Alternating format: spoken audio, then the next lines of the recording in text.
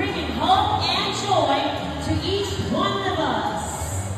Once again, everybody, I want you to say the loudest Merry Christmas in 3, 2, 1. Merry Christmas! Wow, you're giving me goosebumps. Thank you so much.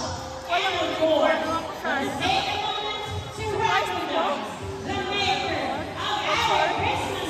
Your creating mind is such a great thing. Look at what you did to our beautiful Christmas tree. It's like SM, no?